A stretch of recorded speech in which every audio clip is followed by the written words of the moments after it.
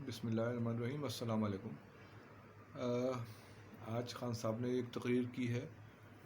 اب اس کے بعد صرف دو ہی چیزیں بچی ہیں، یا تو خان صاحب کی حکومت بچے گی یا ان کی جان جائے گی، کوئی تیسرا آپشن نہیں ہے۔ کیونکہ بہت پرانی بات ہے، ہم بچے ہوا کرتے تھے، آج جب بڑھاپے میں آ گئے ہیں۔ بھٹو صاحب نے بھی ایک ایسی ہی تقریر کی تھی اور ان لوگوں کو چھیڑا تھا جن کے طلبے ہمارے سیاستدان، بیوروکریٹ سب چاٹتے ہیں۔ آج عمران نے وہی حرکت کی ہے۔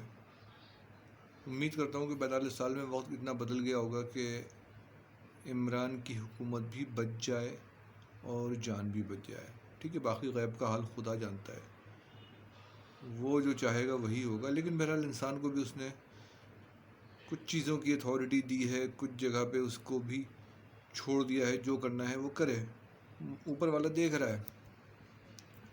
خان صاحب نے جو بھی آج تقریر میں باتیں کی ہیں، چاہے ریگارڈنگ قاف لیگ ہو، نون لیگ ہو، اپنے اتحادی ہوں، مخالفین ہوں، اس سے ایک بات ظاہر ہو چکی ہے کہ اب خان کو اندازہ لگ گیا ہے کہ لوگوں نے اپنے ایمان بیچ دیے ہیں، اور اب بالکل جیسے کہتے ہیں نا کہ قلعے سے نکل کے جنگ لڑی جائے گی، اور ہو سکتا ہے کہ جنگ بڑی خوفناک ہو۔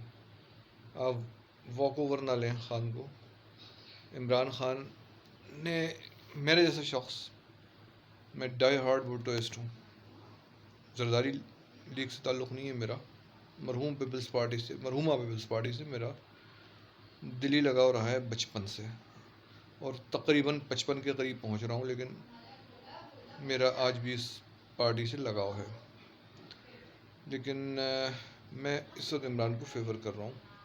میری طرح کا نہیں کتنے لوگ ہوں گے، ٹھیک ہے، ہماری اوقات کچھ بھی نہیں ہے، زیرو ہیں ہم لوگ، لیکن اس وقت جو حالات ہو رہے ہیں اس میں یہ سمجھتا ہوں کہ پاکستانی عوام کو اس وقت کوئی اپنی لائن لینی پڑے گی۔ ہر جگہ یہ کہہ کے بیٹھ جانا کہ جی ہم کیا کریں، ہم مجبور ہیں، ہم مظلوم ہیں، ہم کمزور ہیں، اس کے بعد آپ اپنے پاس کوئی وہ نہیں رکھتے اس بعد میں رونے کی پوزیشن، جو ہم لوگوں کا ہے ٹرینڈ کہ جی اس وقت بالکل ہی انسانوں کی ہم کی کریں تو ہم بیچارے بے بس، ناتواں، اور اسی وجہ سے میں کہوں گا کہ پاکستانیوں کو آگے بڑھنا پڑے گا، کیونکہ جس طرح خان صاحب نے آج ایک طریقے سے جنگ کا اعلان کیا ہے، سر آپ بھی جانتے ہیں کس کے خلاف جنگ ہے، سفید ہاتھی، بھٹو صاحب کی زبان میں۔ بھٹو صاحب کو تو کھا گیا، امید کریں گے خان کو نہ کھا سکے، کیونکہ اب ٹائم آ چکا ہے کہ ہماری سیاست میں سے کچھ چیزیں بدلیں تو بہتر ہے، جیسے کہ پارلیمنٹری سسٹم اور کرپشن، کیونکہ ہمارے جو سیاستدان بیٹھے ہوئے ہیں یہاں پہ سے، جتنے بھی اس کے خلاف مورچہ بند ہیں، زیادہ تر نے اربوں ڈالرز میں اپنی پراپرٹیاں یورپ، امریکہ، یو اے ای وغیرہ میں رکھی ہوئی ہیں۔ وہ جب آ جائیں گے حکومت میں تو وہ وہی کریں گے جو وہ چاہیں گے، تو بس کیا کہیں، امید ہے آپ لوگ بھی اس چیز کو دیکھیں، کیونکہ بھٹو صاحب کی اس نے یاد دلا دی، تو ہمارے جیسے لوگ بہرحال بھٹو صاحب کے چاہنے والے تھے تو دل ہو گیا۔ اور ایک آخر میں ایک بات کہوں گا، بہت امپورٹنٹ بات، ہر شخص کے لیے تو نہیں ہے پر کچھ لوگوں کے لیے یہ ہے۔ مولا حسین کا قول ہے، نواسہ رسول کا قول ہے، کربلا کے شہید کا قول ہے کہ ایسا وقت آ جائے کہ جب تمہیں حق کی تلاش مشکل ہو جائے تو یہ دیکھو کہ باطل کے تیروں کا رخ کس طرف ہے۔ اتنی شعور، عقل آپ میں بھی ہے، سب میں ہے۔ اپنے آپ کو بیوقوف بنا سکتے ہیں آپ دوسرے لوگوں کے سامنے، لیکن بہرحال ہم لوگوں کی جتنی بھی زندگیاں 10 20 30 40 سال کی، اس کے بعد جانا تو ہے اوپر جا کے کیا جواب دیں گے؟ ہمیں پتہ نہیں تھا، دودھ کی شیشی ہمارے منہ میں لگی ہوئی تھی، ہمیں یہ نہیں پتہ تھا کہ یہ جو لوگ ہیں کون، کیسے تھے، کیا تھے، صرف ہم نے اپنے چند روپے کے مفادات کے خاطر اپنا ایمان بیچا، ضمیر بیچا۔ ایک بات یاد رکھیں، آج جو ہمارے MNAs, MPAs 15 20 crore میں اپنا ایمان بیچ رہے ہیں، انہیں 100 150 کروڑ مل جائیں کہ ملک بیچ دیں گے، ایک لمحہ نہیں لگائیں گے ملک بیچنے کے لیے۔ تو اس لیے بہتر ہے کہ ملک کو بچانے کی ایک اٹیمپٹ کریں، جس حد تک جس شخص کی جتنی اوقات ہے.